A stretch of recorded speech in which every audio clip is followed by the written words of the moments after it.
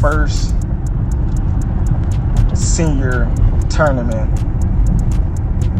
at what, 16, 17, and he really didn't even beat me. He had the name, he had the backing. I fucked him up. If he won't, tell him to. You don't want to see me fight Terence Crawford. I'll beat that boy ass. Yeah. Tell Bob how I am. Tell Bob how I am. Heated brawl started not face-to-face, but in live social media between Terence Crawford versus Errol Spence Jr. rematch fight, and both abusing each other. What was once the most anticipated rematch in boxing has now become the most chaotic feud in combat sports, and not a single punch was thrown. Instead of squaring up under the bright lights of Vegas or Madison Square Garden, Terence "Bud" Crawford and Errol "The Truth" Spence Jr. turned to the lawless, unsanctioned ring of social media warfare. That shit up and running with it, that's a lie. I will smash that boy. But it would be no point, you know what I mean? If I smash Ray Robinson, what is you fans is gonna... The gloves came off, and the filters did too. What began as a cryptic Instagram story quickly snowballed into a full-blown digital slugfest as both fighters hopped on Instagram Live, firing off personal insults, mocking each other's careers, and exchanging unfiltered abuse in front of thousands of stunned fans. Twitter timelines turned into war zones. TikTokers rushed to clip and meme every second, and just like that, the rematch that fans begged for became the reality show they never expected. Go fight somebody that's on your level, buddy. Now, let's get to this Gary Russell situation. You know what I mean? Because I see dude is... It started with a flicker, an Instagram story of Crawford shadowboxing in front of a caption that read, "I cooked him once, he don't want the smoke again." Within hours, Spence responded with a live session of his own, sipping tequila and laughing as he called Crawford's win last year a fluke and rigged by politics. What followed was an all-out verbal firefight between two of boxing's fiercest warriors. But this time, their battleground was broadcast through phone screens. Spence, clearly irked, didn't hold back. "You ain't no boogeyman, bud. You a duck in champ's clothing. You picking on broken fighters. You don't want none when I'm right." He mocked Crawford's post-fight interviews, imitated his voice, and even dragged in Crawford's training camp, accusing them of protecting a hype job. Sure, I was like, yes, keep it on. They kept it on. You see what I did? Yeah, he went to work. I had to pay some money. That's my guy, too. You know, Danny know I love him. That's my guy. Crawford, ever calm but razor sharp with his comebacks, clapped back in real time. "You fumbled the bag, fam. You fumbled the bag and the legacy. You ain't built for this era. You built for excuses." He went further, referencing Spence's health issues and alleged drinking problems. "You was seeing 3 of me that night, huh? Thought you was fighting triplets?" The live racked up over 300,000 views in under 24 hours, with fans and even retired fighters chiming in on the comments. Some called it iconic, others embarrassing, but no one could look away. The tension, the disrespect, the rawness, it was the type of entertainment boxing Twitter lives for. By the end of it, both fighters had nuked any chance of a respectful build-up to a rematch. And while promoters scrambled to do damage control behind the scenes, fans were already screenshotting and screen recording history in the making. Just when it felt like the animosity between Terence Crawford and Errol Spence Jr. had reached a fever pitch, boom! The rug was pulled out from under the rematch.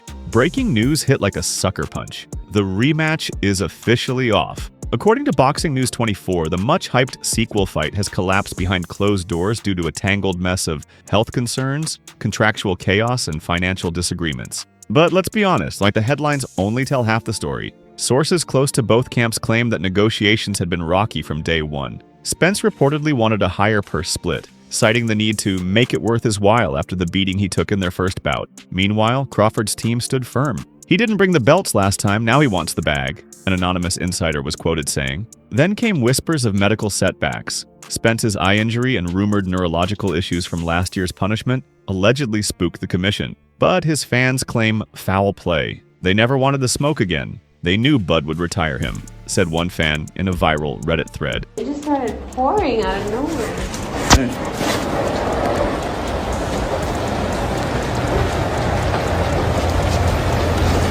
As the dust settled, both fighters took to social media once more, but this time with a tone that was more bittersweet. Crawford, never missing an opportunity for poetic closure, posted a slick black and white Instagram story of him in the gym, hitting the heavy bag, overlaid with the message, "It's okay though, I'm glad it's over. I wish you well, my brother. Stay up." His tone? Calm. His subtext? Ice cold.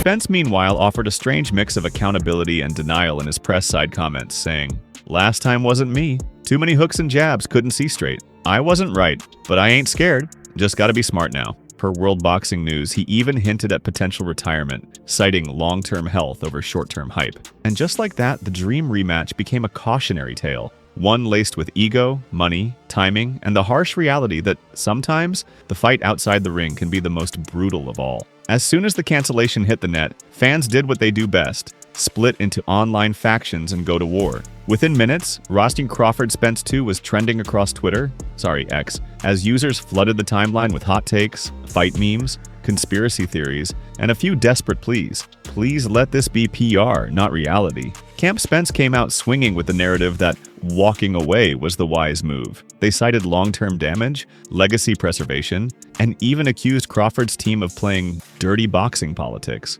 Meanwhile, Team Crawford went full savage mode. He ducked the rematch like a punch to the liver. Bud retired him with Wi-Fi beef, not even uppercuts. TikTok lit up like a Las Vegas billboard. Van edits mashed up the social media drama into telenovela-style soap operas, complete with dramatic music, fake tears, and titles like "When the Smoke Clears, Bud versus the Truth." Instagram boxing pages hosted live debates, Twitter spaces were packed with armchair analysts, and YouTube thumbnails screamed "Clickbait Gold." Exposed the real reason Spence pulled out.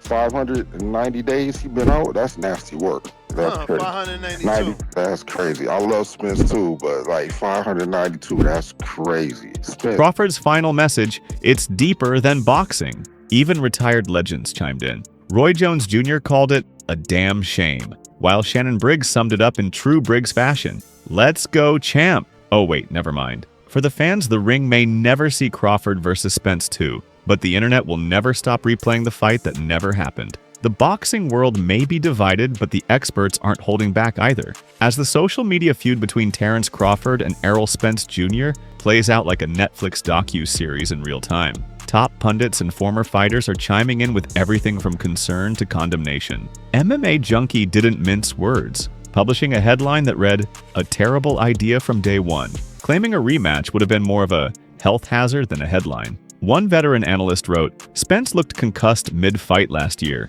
You don't run that back unless you're ignoring every neurologist in the country." Boxing podcaster Chris Mannix echoed those sentiments on the volume, stating, "We're not talking about two guys in their prime going toe-to-toe. Spence needed time, not a second beatdown." Where you at, bro? He ain't even on where he at, man. I don't see him tweeting. I don't see him on TikTok or whatever. It's Instagram. He ain't saying nothing. Spence, where you at, bro? Man, we love you, man. Come back, man. It's like, come on, man. You can't let this fight against Bud. Meanwhile, Teddy Atlas, never one to sugarcoat, took it further. On his YouTube show, he declared, "This was Spence's team finally showing some brains. The man got undressed in that ring last time. It wasn't a fight, it was a masterclass, and Bud had the chalk." But not everyone's buying into the Spence saving himself narrative. Some insiders, particularly those closer to the Texas boxing scene, view this as a missed moment of redemption. "This was his Rocky II moment," said former welterweight champ Timothy Bradley on ESPN Ringside. "A comeback fight would have shut up the doubters. Instead, walking away makes it look like Crawford lives rent-free in his head now."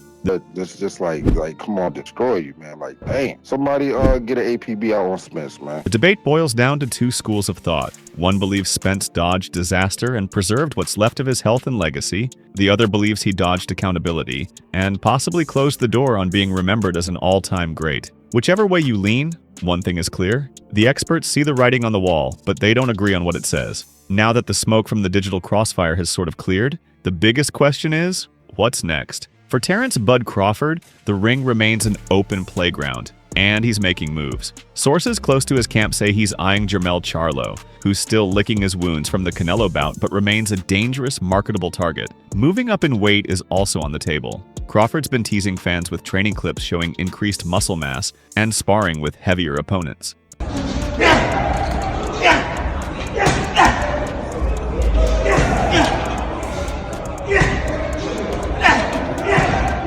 On Twitter, he posted a cryptic quote, "Weight classes are guidelines, not limitations. Let's eat." Translation? Bud wants more belts, more names, and possibly a shot at making history as a multi-division champ. The man's chasing immortality.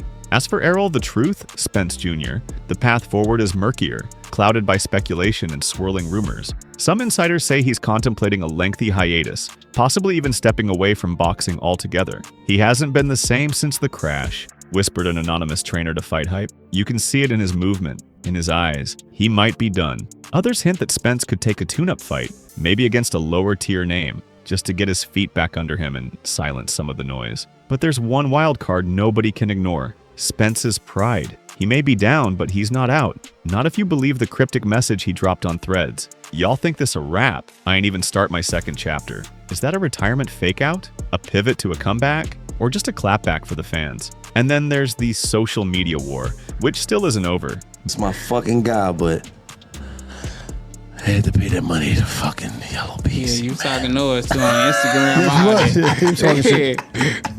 You see how he tried to throw that in there nigga, real I see quick? you talking. Yeah, you was talking about me. Yeah, Listen, I we know that from motivated Philly. me too. It was. Both men continue to throw subtle digital jabs, fueling theories that this entire feud is an extended promo campaign, with the rematch secretly still alive, waiting for the right time to drop. Because in boxing, and in showbiz, never often means not yet. Is this really the end of Crawford versus Spence, or just the beginning of the biggest boxing beef that never fought twice? After all the contracts, call-outs, Instagram lives, and duck emojis, the official rematch may be off the books. But the drama? Oh honey, that's eternal. Because in boxing, grudges don't go away.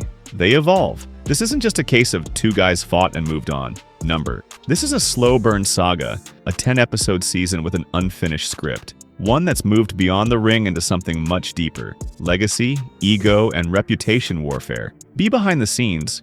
Whispers continue. Promoters still taking secret calls. "If we can fix Pacquiao Mayweather after 5 years of beef, we can fix this," said one insider at PBC. Streaming giants circling like sharks. Netflix, Amazon Prime, DAZN, all reportedly interested in turning the rivalry into a docu-series. Cameras are already following Crawford's camp. And guess what? Spence's team isn't far behind. Psychological warfare ramps up. Crawford posts cryptic Bible verses about overcoming lions. Spence retweets videos of him hitting the heavy bag with the caption, "Don't count a lion out mid-roar." The